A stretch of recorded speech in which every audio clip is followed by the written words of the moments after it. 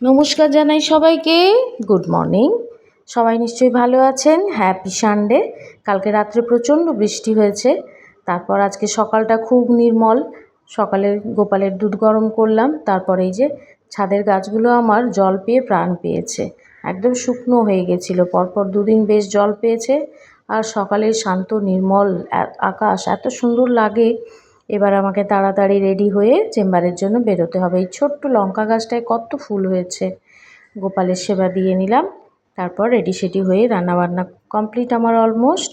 আমি বানিয়েছিলাম ভাত, সবজি দিয়ে ডাল, মাছ আর আম।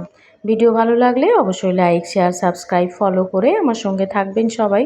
সবাই খুব ভালো থাকবেন, সুস্থ থাকবেন, আনন্দে থাকবেন। এই যে আমি চেম্বারের পথে রওনা হয়ে গিয়েছি, পৌঁছেও গেলাম। চলে এলাম আমাদের চেম্বারে। আজ সারাদিনের চেম্বার। সবাই ভালো থাকুন। ধন্যবাদ। টাটা।